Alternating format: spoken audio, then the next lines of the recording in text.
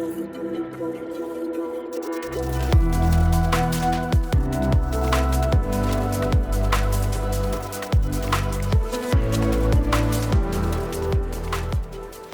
I'm Gerd Leonhard, futurist. I'm here in beautiful Cape Town, South Africa, with my good friend and colleague Anton Musgrave, who runs Future World. We've done a few episodes on the world by 2030. It's getting more exciting and excited by the minute. We have a great topic today to talk about artificial intelligence, the future of work and jobs, and it's not as dark as it sounds.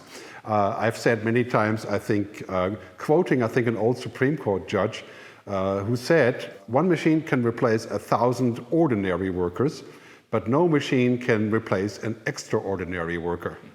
And that was 150 years ago.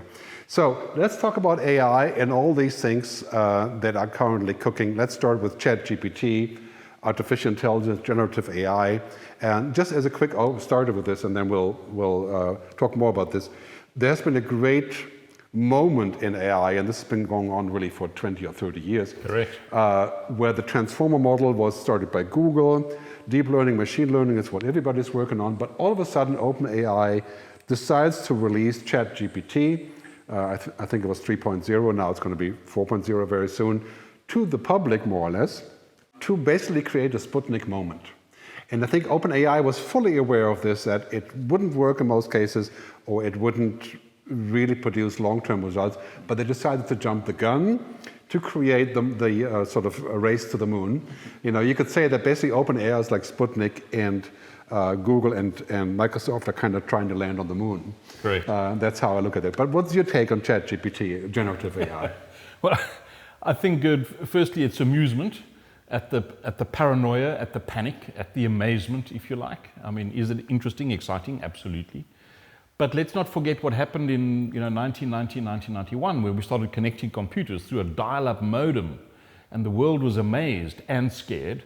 And here we are 25 or so years later of fundamental change, and we're only reaching the start line of that change. And ChatGPT and all its forms, other names if you like, is exactly the same. It's the start of something that's not going to go away. Is it scary? Absolutely. Is it exciting? Profoundly so. Well, I think, unlike the metaverse, which is this vision of mostly Meta and Zuckerberg, that we're all going to live in this, wearing a helmet and taking refuge in his empire. AI, I think, is much more of a long-term lasting concept. I always say, we have infotech, we have biotech, right? We have sustainable tech, energy tech, and then we have AI tech. Yes. It's of that magnitude. Yes. And I think what we're seeing with ChatGPT, to me, is the pinnacle of that. I mean, basically just a tiny, the tip of the iceberg there, right? Because basically what it does, it regurgitates like an autocomplete, you could say, or some people say a fancy parrot. But it's also very much a dilettante. So it has actually no idea what it's talking about. And I think this is the best word for it, is a dilettante. Yeah. Somebody who looks like they know a lot and is very good at bringing it across, but ultimately has nothing underneath. No, there's no nuance, there's no perspective. And there's no understanding. So I think this comes part from the fact that this is a language model, an LLM, a large language model. And a large language model uses language to find things. It doesn't use images. It doesn't use other things that are not data. It uses languages, and it goes out to trillions of words and recombines them in different ways that make the most sense. And many times it's really amazing. So if you're having a problem connecting your camera to your computer, and it will give you a whole tutorial, and that's really powerful. As soon as you ask anything about opinion, like, should South Africa be dependent on coal, or whatever, right? It will come up with something that sounds reasonable, but if you probe deeper, it will come up with complete conjecture. Correct. Because at some point, somebody may have written somewhere around the world that South Africa is already out of coal, and they find that and they put it together. So to me, this is a very, very big question, is that this engine that produces roughly 3% of reality, we're looking at it as if it was reality. And that's what we always do. It's like Lego blocks, right? I mean, it's like, billions and billions and billions of Lego blocks, words.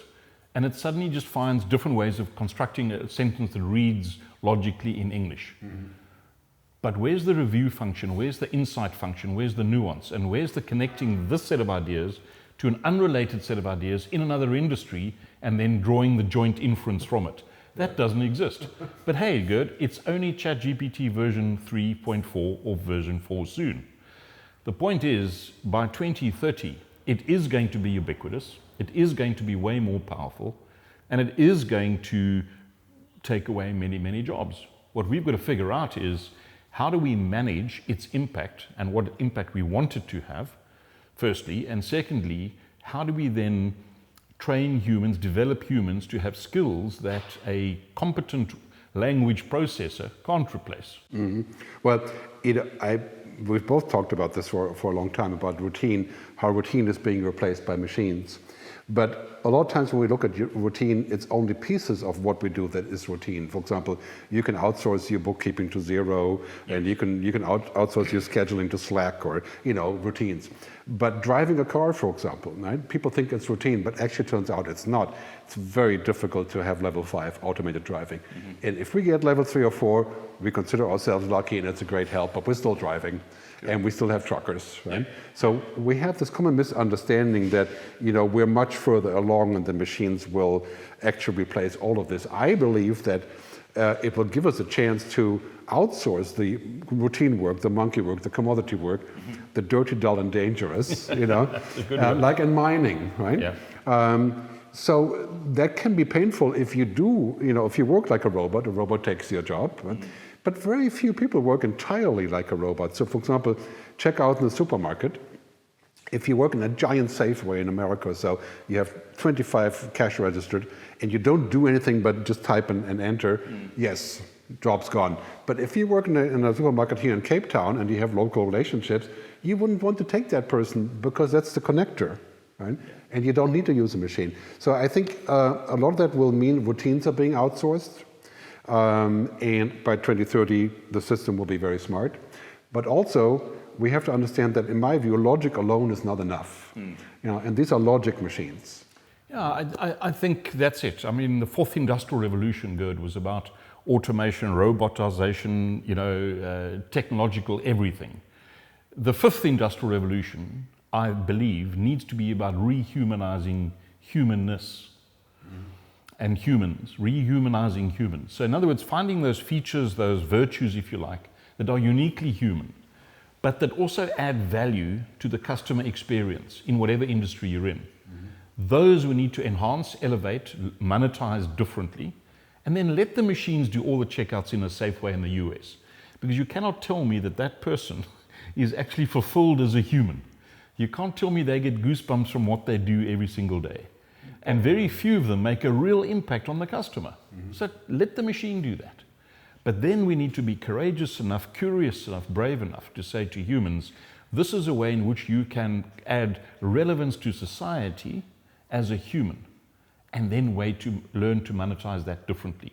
And so capitalism, in a sense, needs to shift, because we won't only measure profit on net profit or EBITDA or market cap, etc. This is one of our key challenges, clearly, because if we take a purely capitalist means, then you make more profit when you have a machine, because the machine doesn't have a union, it works forever, right? You make more profit, but there is a societal component. So when we're moving into a larger view of what we want, people, planet, purpose, prosperity, not just prosperity, then this becomes a situation where you say, okay, so we have all these machines doing commodity work, we have more productivity. What we have now is more productivity, but declining wages. And declining jobs. And that's because of our policy, it's not because of technology. Absolutely correct. Right? So we need to fix that problem and say, if we have declining productivity, we have more money, yes, then some of that money needs to go into a pool to redo work for the others. Yeah. For example, I think we should have more healthcare worker, more social work, more people that get paid to have children, mm-hmm. Which is important, I think, in a free society. In all of these things, it has to be more equal. And that is the true problem behind AI, because AI will show us that routine work can be outsourced. Mm-hmm. Thus, I only work 2 hours a day, and my boss will say, 2 hours a day, I can get somebody to be 4 times 2 hours, and I fire 3 people. Right? Yes, but I think what will also start shifting in the world is what we deem valuable. So an automated process will attract less and less of a premium as it becomes ultimately commoditized. So what then becomes valuable? It's those things that are scarce. In the world today, filled with smart machines, what becomes more scarce is empathy, insight, curiosity, innovation, critical thinking, etc. But the question is, how do we then monetize those differently? And I think the consequence will be that there are going to be millions of people that simply can't climb that ladder, perhaps. And so a global universal minimum wage, whether it's that we tax the robots or whatever it is, but I think we're going to have to face up to that. Having said that, though, and we're scared about the millions of jobs that AI is going to take away, but we haven't yet had the debate and explored how many more millions will be created in the industries you've spoken about, the care industries, for example, the career advisory industries, and so forth. The personal strategy in industries. And so brand new industries that will exist that will fill a huge part of that gap, but not all of that gap. Well, if the end of routine, as I call it, if that's not the end of work, then we have to shift our education and our planning into the things that are not routine. And that includes everything that's human, so negotiation, caretaking, complicated manual jobs, complicated intellectual jobs, but things with a judgment and on, right? And what we currently are doing is, for example, in India, we're producing 1.2 million engineers per year. That's right? And a lot of those engineers will end up doing the jobs that machines can do, which is how to figure out how to print a 3D house or how to lay a bridge across a river, and they make $300 a month, and the machines will take their job, right? And so we're barking up the wrong tree by competing with machines. There's no question about for that. Commodity work. Right? Absolutely correct. I think that's an absolute given, and I think that, when you look at all of these jobs and what graduates are we producing for those jobs today in 2023, by 2030 we must have changed the entire global education system. Away from subject matter in grades, and every grade progresses at the speed of the slowest person in the grade. Those days are over. So the impact of AI in education, for example, as we merge education with AI, individual pupils will learn at their own natural rate, whether that's fast or slow, and you won't be one of 25 in a class that's graded simultaneously. But we're also then going to give these new kids new skills. So the skills to think, for example, of a systems theory, critical thinking skills. How do you identify fake news, fake GPT output, or stupid GPT output from real? That's the other thing that's happening here. As the question is, what is real and what is valuable, right? Yeah. For example, you could say, you like DALL-E, so you buy a perfect replica that could be done by a fake DALL-E artist, or just print it, and you're perfectly happy with that because it looks great, but it's not real, and the person that shells out $100 million for the real DALL-E knows the difference, but it looks the same. And let that be the case. Right. If someone wants to pay part of the money, part of the money. And I think that is something that we have to also maintain by saying, okay, the real journalist is going to be more expensive, but because that work is real, it's not a copy, right? Yes. And therein lies a very big difference. I think this is going to become apparent when we have a lot more AI writing books and stuff. They are like fast food.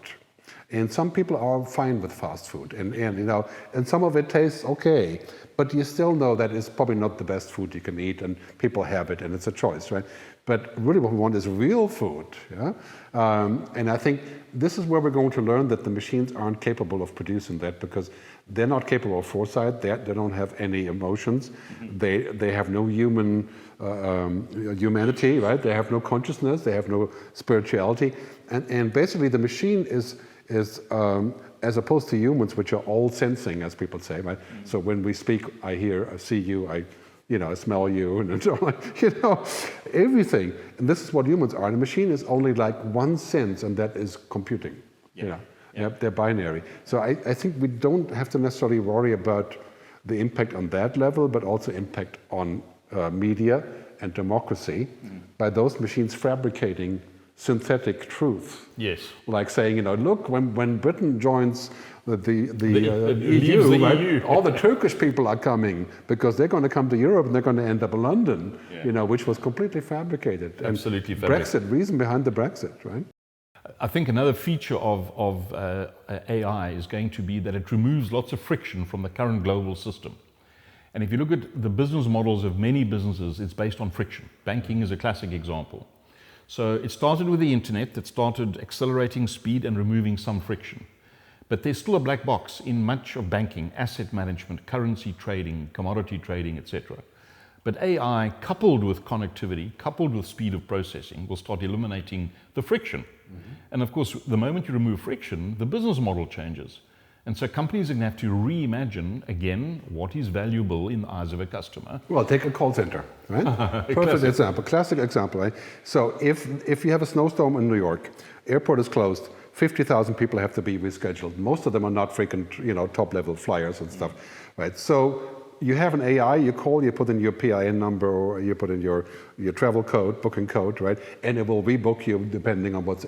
The AI can do all of that. Correct. Right? But if you happen to be making an unusual request or a change that's based on courtesy, the AI wouldn't know, whether that's important or not. Yeah. So I think what's going to happen to call centers is clearly 90% of that can be done by machines sooner or later. And so we're talking about roughly, I think the latest number is 18 million people.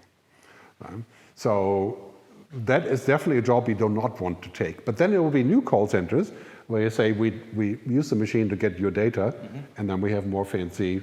Well, I mean, already there is. There's a young South African startup operating now across the world that use AI in call centers to map real time for regulatory compliance and emotional sentiment of the call already in 2023. Now, imagine this in 2030.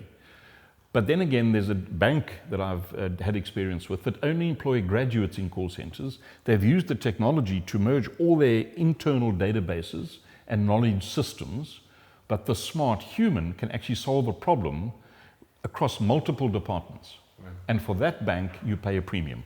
And you're happy to do that. Well, this is a question of general intelligence, which humans are considered generally intelligent also because we have 8 or 10, according to research, different kinds of intelligence: emotional, social, cultural, kinesthetic. We have all of those intelligences. Machine only has one intelligence, and that is computing, right? So they're binary. And this is why having a machine that becomes generally intelligent, in my view, is probably not something that we should pursue as a top business goal, because it does replace us when it gets to that point, having an IQ of 1 trillion, say, right, a computing IQ, and B, it would be almost impossible to control. So I always say we should probably be careful about how we use AI, or what I call IA, intelligent assistants, now because of the automation and those things, and also make sure that we have a flag that says that it is from an AI.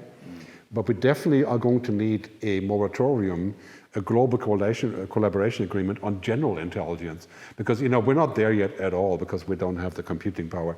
But if we're going to have a machine that's generally intelligent like us, it will very likely be, going through the steps of evolution very quickly. Well, I mean, Elon Musk thinks we're living in a simulation already. So. Right. So, this is a very big issue. So we need to think about if we can collaborate across the world, and I think this is primarily Europe, US, and China, of course, to figure out if we can control a general intelligence in such a way that it becomes a force for good. Well, put it this way, I think if humans don't find a way of making the virtues of being human valuable, then we have a 20, maybe 30-year window, Gerd, and then I think it's over for humanity. I mean, let's be honest, humans haven't covered ourselves in glory. Here we are tonight in 2023, and 3 billion people go to bed hungry. The system is not giving 9 or 10 billion people a fair hope that tomorrow will be better than today. And when we can't solve for that, and AI is one of those big issues. And of course, the next question is, who do we trust to solve for these things? I wouldn't trust the UN. I'm not sure I would trust the World Bank. And, who do we trust with these big decisions? And how do we remove the vested interests, the Zuckerberg meta kind of influence over this conversation? Yeah, and this is a very big question. I think that with technology like this, exponential technology, we need to always keep the human in the loop for the time being, even if it's slower or more cumbersome. So I think Microsoft has done the right thing with Bing by sort of castrating a little bit of its functionality and making it more manageable, or it just says, no, I can't go any further. But that's because of Satya Nadella and his humanness. Probably, if you look how he turned that organization around, and it was based on culture and humanness and servant leadership. And so he has this benevolent patriarchal view over the power of the AI. But what if it's not him? Remains to be seen if that keeps intact when there's trillions of dollars waiting on the other side of the inhuman behavior. But I do trust that they will find a way forward. But generally, I think keeping the human in the loop is to me is the ultimate for now. But also in the long run, because the question of control is not right now, control means, for example, that you can distinguish truth or non-truth, you know, and that needs to be regulated clearly in social media. I mean, imagine if you have an AI in social media that can Twitter every 4 seconds about the next president of South Africa and pollute the entire network with fake things and videos and stories. Or good things. I mean, let's not always see the negative side of it, right? Yeah, but of course it doesn't sell. So the bad things go like 6 to 8 times as fast. Yes. Right? So that's why we have them. So having a story like the Brexit Turkey EU story goes fast because it's fear. Yeah, yeah. And I think generally speaking, we have way too much fear about the future when it's about AI. We should have caution and precaution to make sure that we can use it in the right way. But when we have fear about any of these possibilities, then we tend to demonize it, or the reverse, anthropomorphize.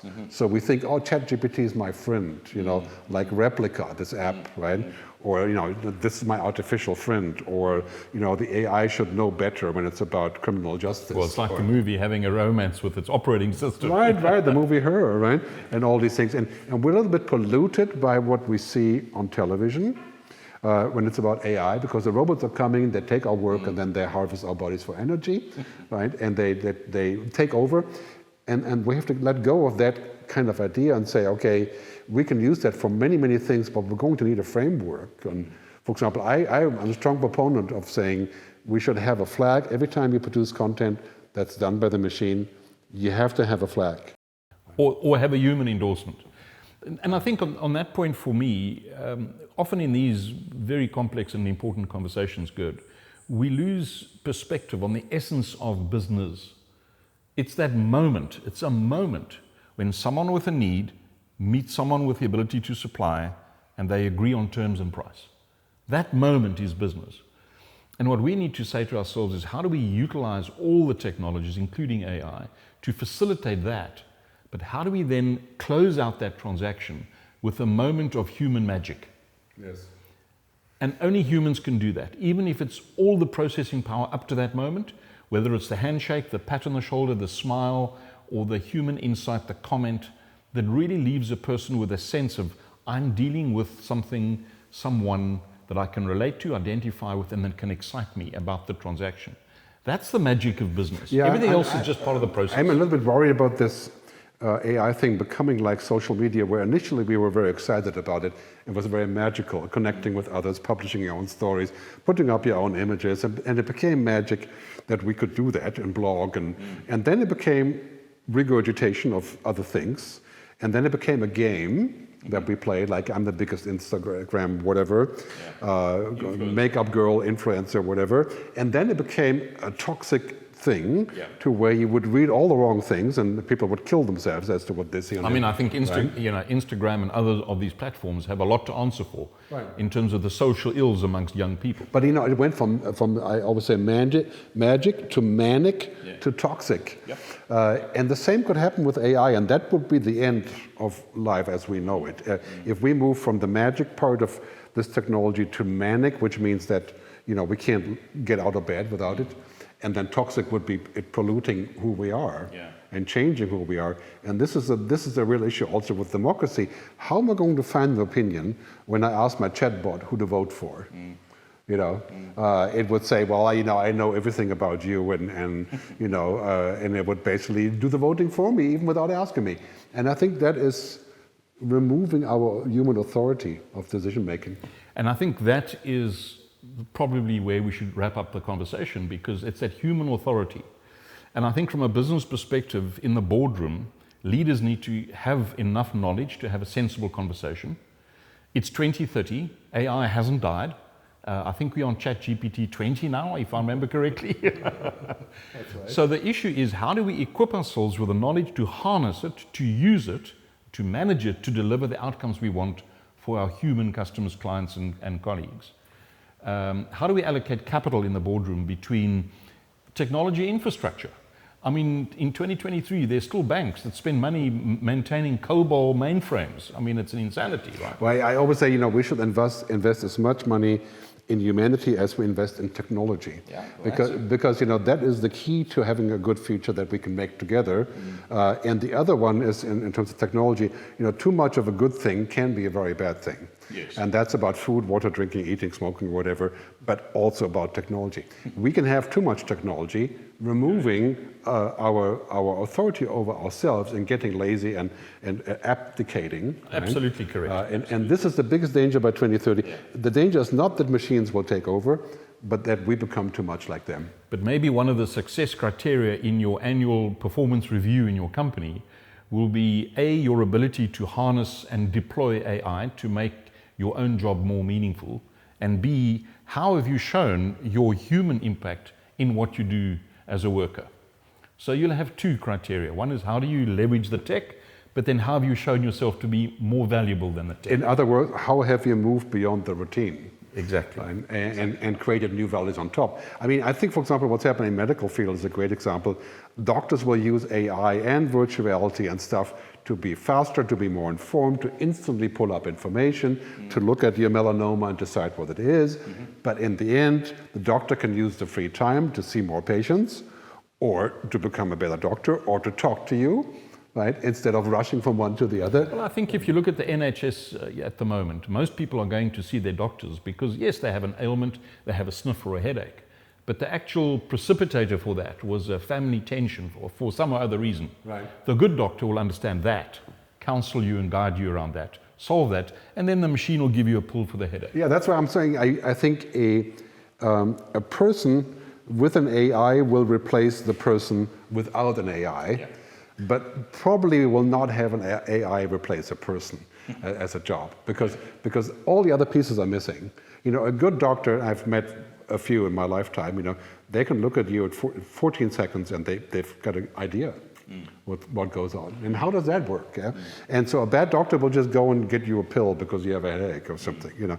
So I think this is really what's going on, and we have to figure out also how to protect humanity in this context, and how to evolve our education. But what you just said is the human with an ability to bring those human attributes to the fore in an engagement will always stay relevant and valuable. And let's not get too scared about that. Yeah, and the other thing is, of course, to wrap up the conversation, I think by 2030 it's going to dawn on us that the future of life is not just all about work. Like we had been discussing for 30 years, that technology will result in us working less, has never worked out. But by 2030, I think we're going to have technology to that point where we can actually spend less time working on the commodity work. Well, what's it enable? Look at what's happening today. There are these research projects all around the world where workers are working 4 days a week, getting paid for 5 days a week, and they found productivity, impact, output increase. And they've, as a consequence, been able to harness the technologies of today to create that space of freedom. And companies are now valuing the ability or the impact of having humans having more time to do what they want, the old work-life balance debate, but productivity goes up. You see, it's not either or.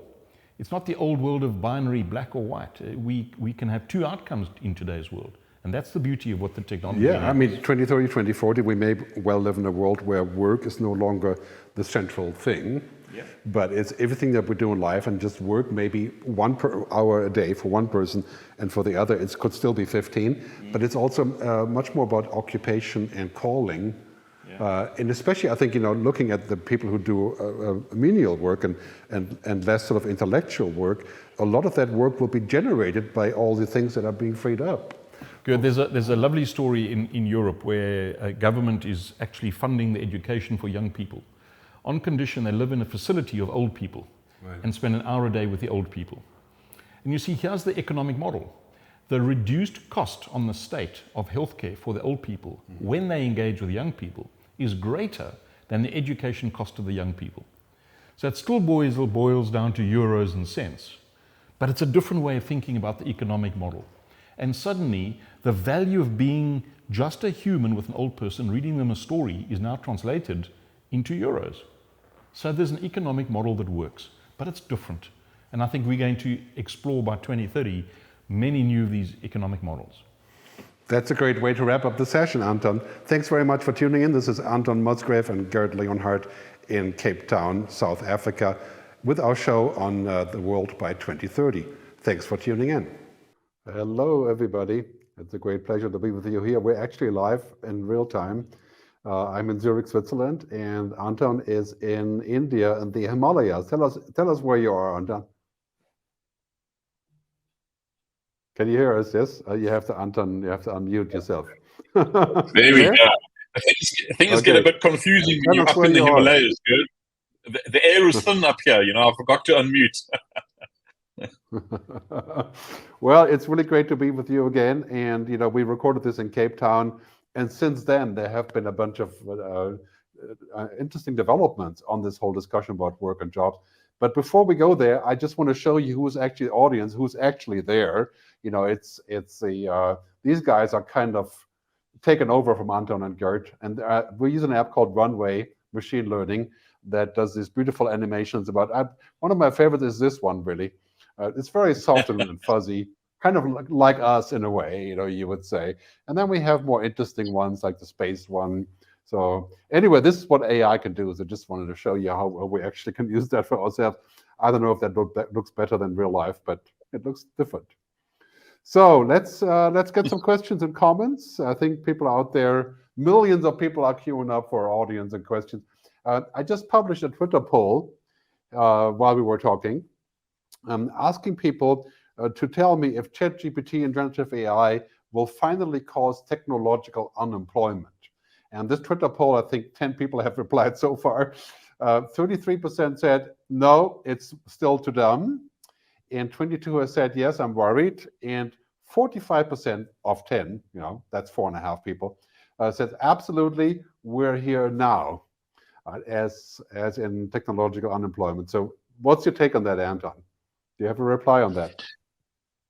Look, I think in the immediate term, lots of people are experimenting with it. Lots of people are doing some really bad work using it, and some are doing some good work using it.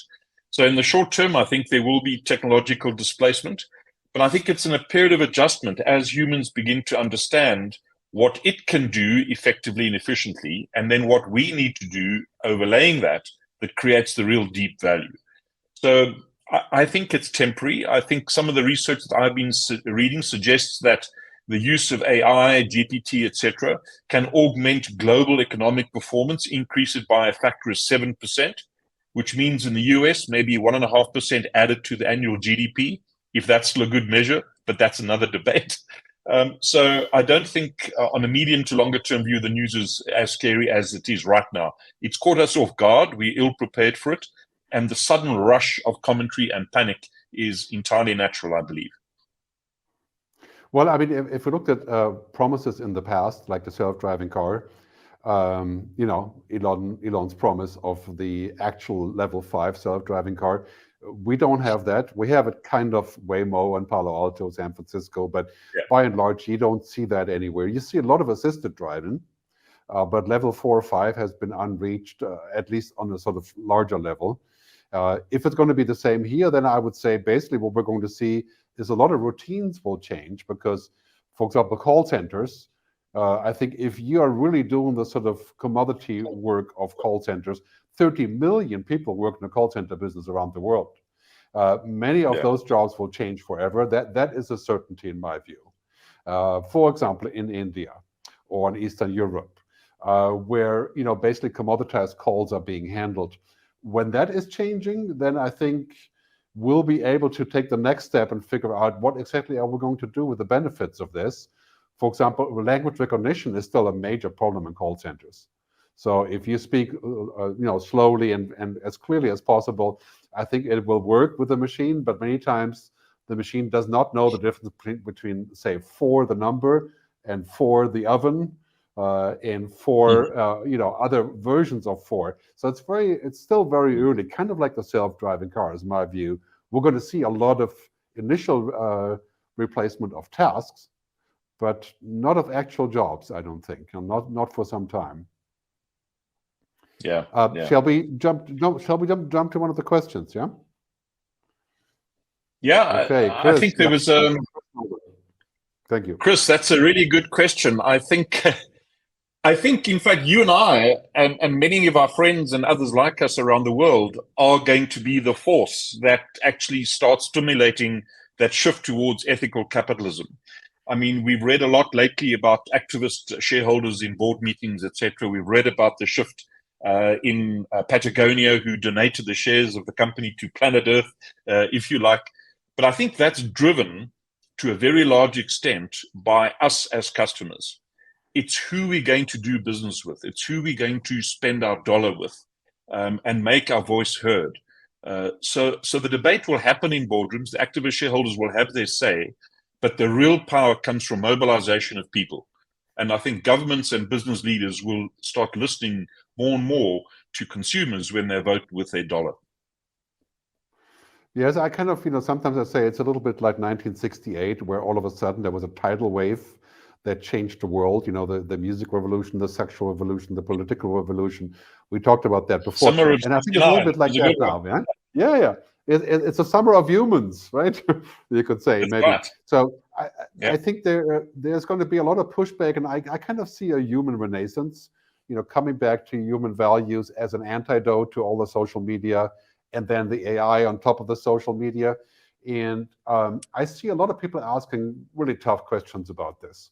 And when I look at people roughly between 25 and 45 millennials, Gen Y, they are asking the question, they don't want to work for a company that turns out to be more or less dehumanizing or doing bad things to the planet.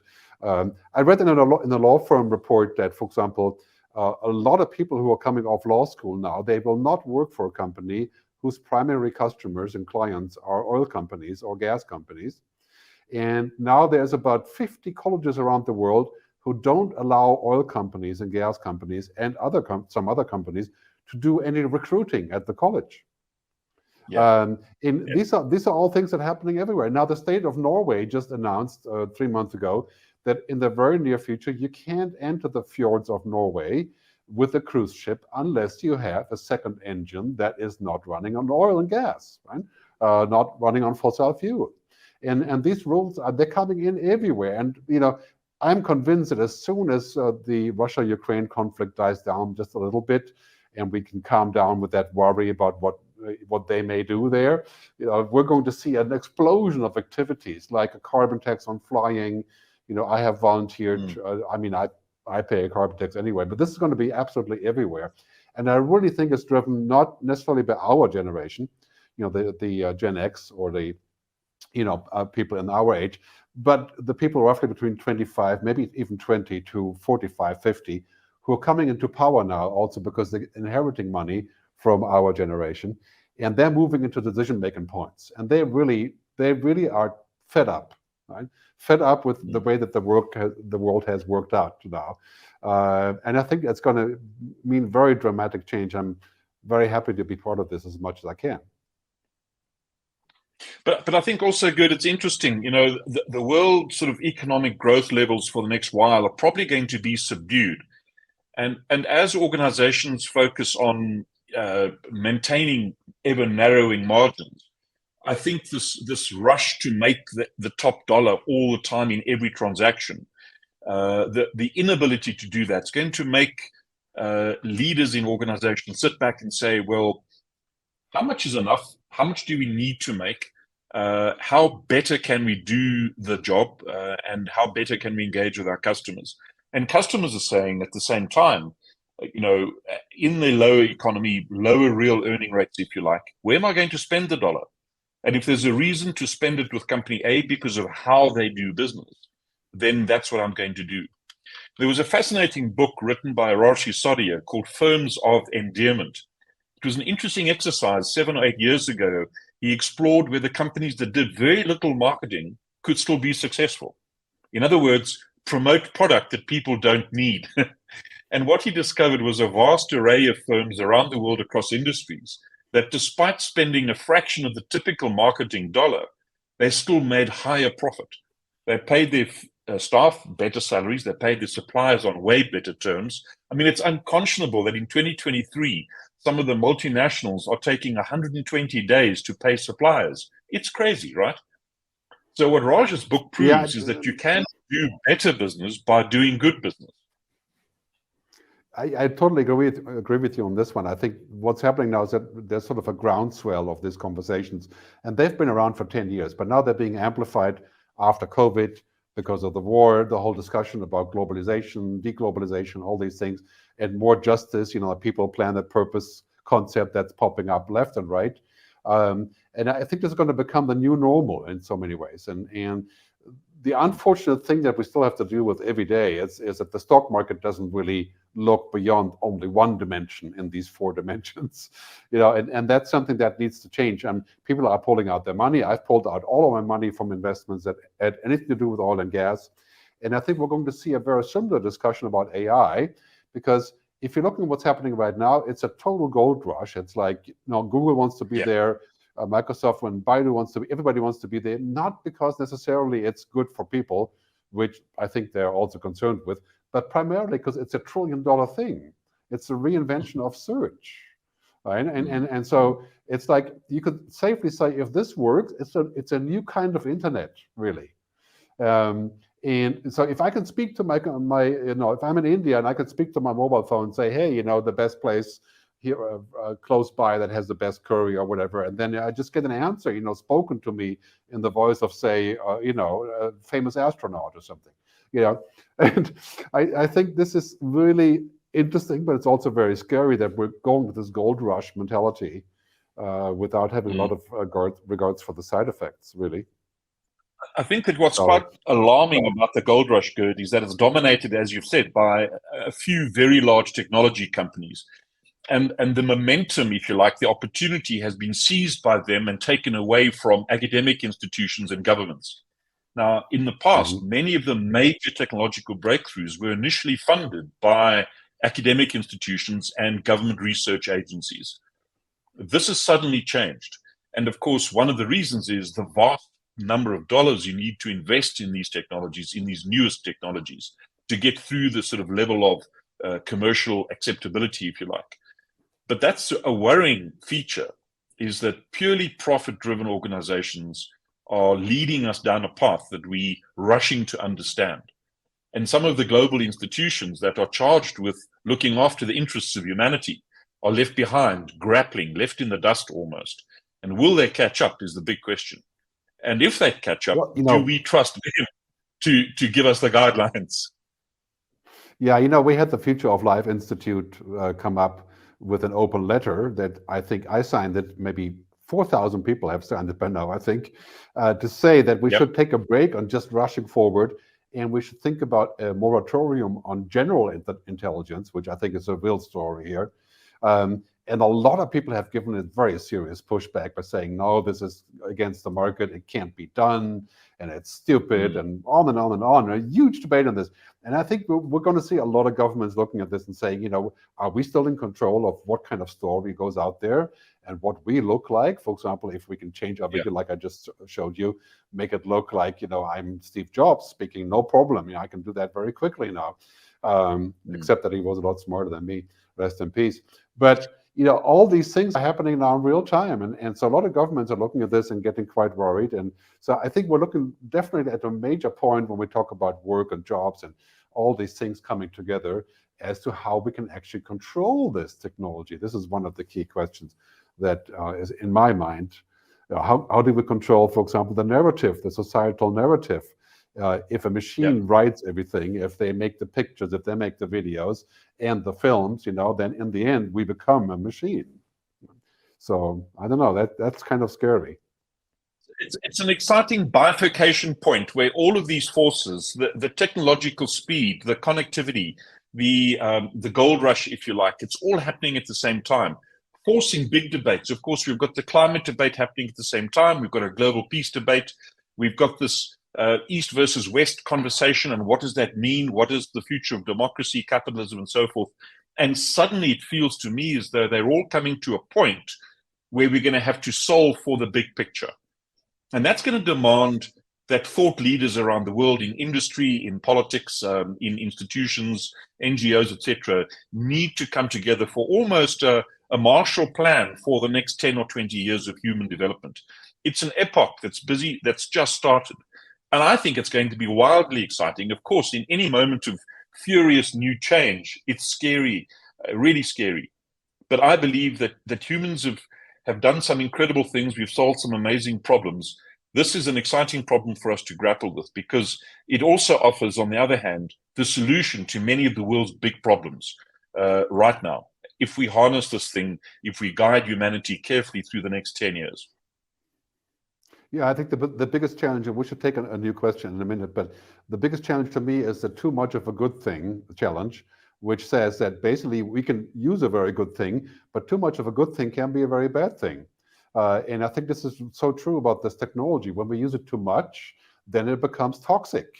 When we use it a little, maybe it's just a little bit of a push, but we need some guidelines here and some roadmaps and some conversations about what is cool and what's not, what's just a toy, and what's going to fundamentally change our lives. And for example, now we have the first broadcasters who are saying, we're not going to have a news anchor, we're going to have a bot that speaks whatever we type in, which is just, I'm like, okay, yeah, you can do that. And it sounds kind of interesting, like Las Vegas kind of, let's see, show effect, like Sophia the robot or something. But how much value will we get from this? Let's take the next question, please. Bring it in there. So Chris Perry, thanks for coming over again, Chris. Are humans valuable? Yeah, please. Yeah, to me, the answer is both. Humans are valuable because of the kind of things we can do, the emotions we can unlock, the feelings we can express, the goosebumps we can create. But we're also valuable because of the data we set free into this connected world of ours. And that, of course, raises the question of privacy. And, I'm tempted to say that we've lost privacy. I think it's gone forever. And I'm not sure that's entirely a bad thing, provided, of course, we can trust the users of the data to utilize it for my benefit, not for their benefit. And if we can create that understanding in commerce, if you like, in relationship between the nation state and citizens, then I think the loss of privacy would be a good thing. The reason we're scared is that the users of that data are utilizing it for own benefit at our cost. And therein lies the problem. So humans incredibly valuable as a species because of what makes us uniquely human. But the data we create, of course, is immensely valuable, both for companies, if you like, businesses, but also for us. I would love my body information to be streamed live to my trusted medical providers who can warn me and preempt me about an imminent heart attack. I would really value that. I would love a world where the sensor in my shirt is talking to the sensor in my Apple Watch and to the sensor in my sole of my shoes and can calculate the risk of an imminent thrombosis and notify the paramedics before it's too late. I'll pay a fortune for that. But don't try and sell me some medication, some tablet that I don't really need just because my data suggests through a lesser number of data points that you could sell it to me. And therein is the problem. Well, there have been a lot of theories around this, including Yuval Harari's idea of organisms are algorithms, right? And that we are essentially algorithms, that we are data, but very complicated data. And I think, if I don't know if that's true or not, I think if it is, that we're still very far away from understanding that data. However, I think the difference is that what we call data today is binary in computers. It's zeros and ones. And that's what computers do today. I think in 20 years, when we have quantum computing and nuclear fusion, computers are able to kind of think of the things in between the zeros and ones, which is really what fusion is about in the end, or as well. And then maybe we can start to comprehend what we are going beyond the binary aspect. Right now we have essentially large information struck together like an autocomplete with ChatGPT, and that does make sense sometimes, but sometimes it doesn't at all. Like the real understanding of life involves all of our senses, and that's currently not just data.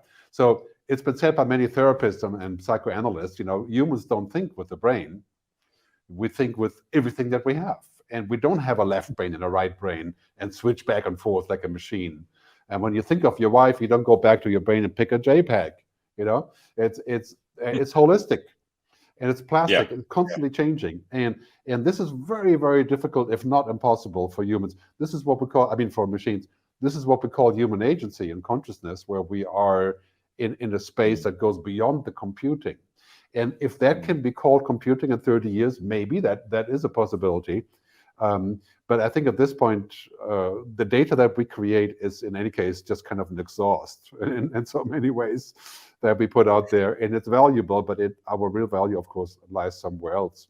And I think this is an interesting discussion when we talk about AI, whether AI is conscious or not. And the real issue, I watched a bunch of stuff from Judkowsky, the scientist, the AI scientist on YouTube, on Lex Friedman's show. And he basically said, which I agree with, is that we don't really know what goes on inside of this generative AI with 1 trillion data feeds. We have no idea what actually goes on inside of this mechanism. And that is, I think, the most dangerous thing, because we may ultimately find that there's something that has already happened that we are not aware of. And if it's out in public, whatever it will choose to do, that we don't have any understanding what actually is inside. I think that is a major concern I have. It's a little bit good like the social score that China ascribes to its citizens, right? Conceptually, the notion of gamifying good citizenship, I think, is not a bad one. If you reward humans, if you monetize good human behavior, it may be a way of ameliorating some of the negative impacts of rampant Wall Street capitalism. But the problem with the social score concept is, of course, in China, it's a black box and there's no right of appeal. So we don't understand how you get the good score or how you earn the bad score. And so, yeah, I mean, this is kind of, I think, many things that Marx and Engel have said about communism or Marxism were in principle positive ideas and thinking, but the reality behind it was the conversion didn't quite happen, right? And if you look at some of those principles of sustainable capitalism, they're actually very close to this. And this is why we said in the last show, we really should get rid of these words: communism, socialism, capitalism. Right. What we need is a future fit way of thinking. And that will require a lot of economic reform. And that reform says it's not just the benefit of economic growth that counts. And I think this is the real problem behind AI. Right now, it's all about economic growth. And everybody's saying whoever will be first in AI will rule the world. We've heard that before with nuclear weapons. And AI is a lot easier. So to me, this is a major stepping stone to where we have to say, okay, if it's basic stuff, routine work and stuff, then we can probably do our own thing. But if it's a larger story, it's a global agenda. And that really needs to be looked at right now and be, put in the right context. Yeah. Okay. I think one of the biggest problems we're facing is that we're all having this conversation, even this evening, with our old minds, with old memories of words and context and fears. And what we need to do is hit the Control-Alt-Delete keys, reset our own minds. How do we develop a new future, as you said, future-proof, future-fit language? What are the biases that we're carrying forward into this debate around AI and the fear of jobs and all the things we're raising this evening? And I think if we start modifying our definition of words and concepts to make them future-fit, we can probably have quite a different conversation in 6 months' time.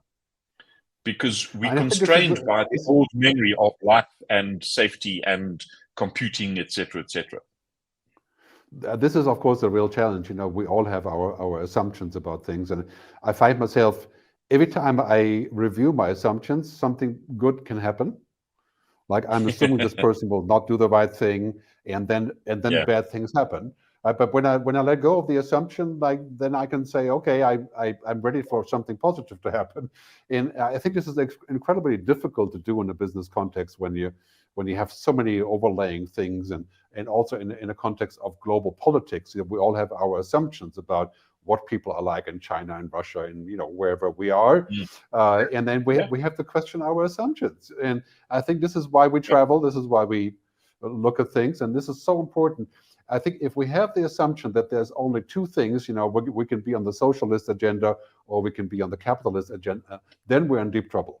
because the future doesn't hold to any of those things anymore. Like, it's not going to be just oil and gas or just solar or just nuclear. Yep. It's going to be all of those things together in a future fit model. And we have to define that.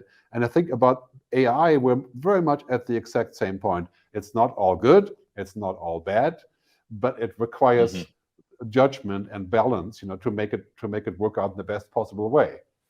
Let's take another question. Absolutely. No comment. Yeah, So Doug, Doug, that's a really good question. I mean, can we undo the damage done by politicians? Well, I'm not sure about that. The problem is that we undo the damage now, and in 4 years later or 5 years later, we've got more damage to undo by different politicians. So it's maybe the entire system of how we elect leaders to lead countries, to lead society, that needs to be reviewed.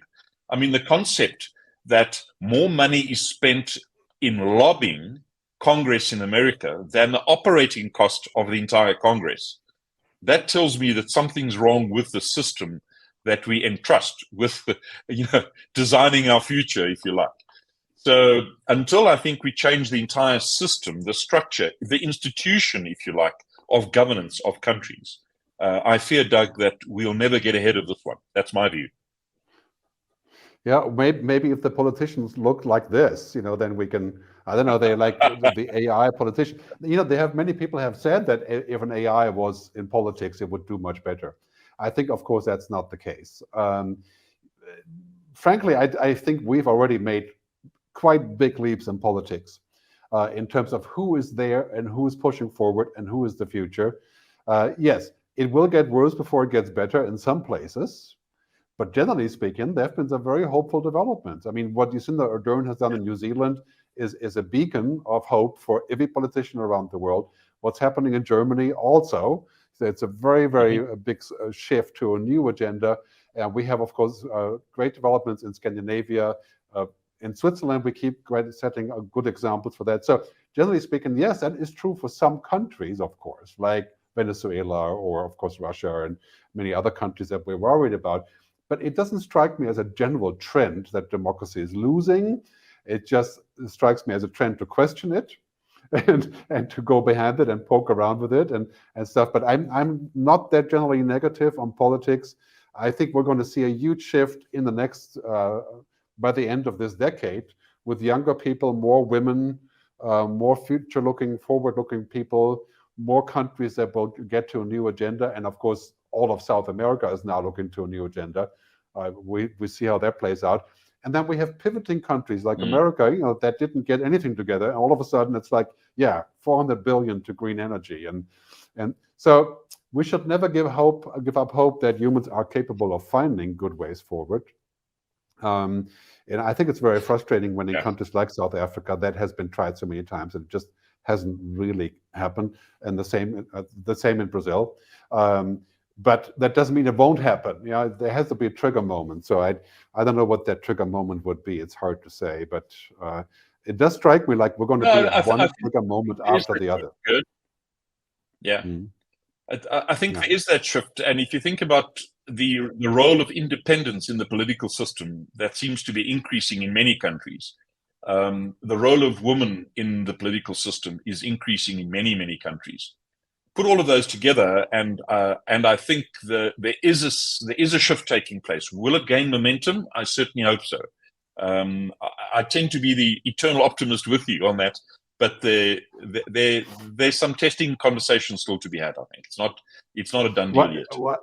And I think it's because there's certainly interest. I think we're going to see a lot of moments like Extinction Rebellion type moments in the UK. For climate change, of course, many more of those, legal and illegal and violent and non-violent, all different shades. And then we're going to see the same thing about AI. And I think we need to be prepared for this, that people are revolting against all these things that seem to get worse and worse and worse. And so that's our fate, I think, for the rest of the decade. It's perpetual VUCA perma-change. That also brings new opportunities, and that we're willing to discard what's no longer working. And also willing to face the music. I mean, eventually we're going to have to pay a progressive flick and flyer tax for flying more like we do. And I think that's fine. and all these things as example, they will just come to a header now. Yeah? So it's I think it's a trigger moment. It's a great in many ways. decade ahead. I think very exciting to be part of the decade ahead. And some people have said to me, Anton, it's time to maybe go sailing in your life. You've worked hard for many years. And I said, not a chance. It's too exciting out there right now. So I'll be around to see what happens. And as you know, we have the next series of our show to come as well. So. Yeah, and the interesting part, of course, this will not actually be led by politicians. It will be followed by politicians. So when you have this tidal wave of people pushing and pushing and pushing for new things, like now has been happening with AI and the whole conversation, thousands of AI people, experts have signed this petition. This brings it forward onto the public agenda. And I think this is what we're trying to do here. We're trying to cause change, also positive change and future fit change by implanting ideas into how people can take action, hopefully legal action, but still fruitful action, to actually create what we call the good future. And I think this is a really important part. In many ways, all of these things can actually make a good future, but like Buckminster Fuller said, we invent all the right things, we end up using it for the wrong reasons. And this is something we really need to question. Okay, do we have another comment or yeah, please? I've always said that we need to let the future be a matter of choice and not chance. And it's our choice, no one else's choice. We have the choice. Yeah. Buckminster Fuller, right? We are to be architects of the future, not victims. I think this conversation is really about AI and ChatGPT and all of these things that we're seeing now. We are to be architects of that and how that can create value for us, not the victim of somebody else's decision to roll out XYZ product. And I think this is a really important moment. How do those companies become good architects of our future, generally speaking, rather than their future as providing the service? And social media is such a great example for what went wrong. The rollout of that has become so big that all of a sudden it's like a political instrument.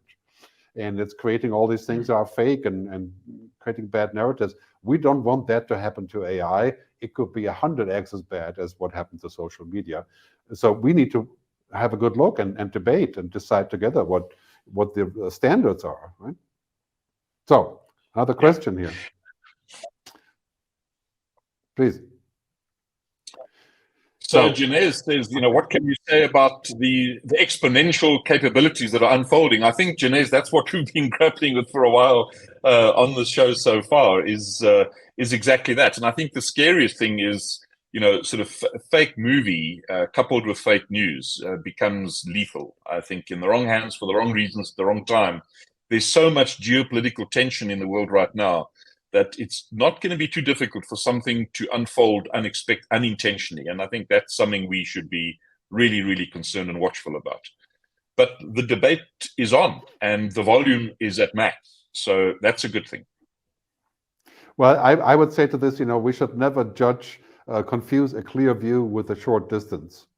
In machines that smell, and I think in principle, of course, that should be possible, just like a machine can make a face. Sophia or Amika, or they can make faces, of course, because they're simulating us. But it doesn't mean that they know what the face stands for. It's a kind of autocomplete for the face, So I think that's interesting, but it's not the same because when we smell things, we see stuff, we feel it. This is a complete experience. It's what's called in psychology all sensing. We're all sensing.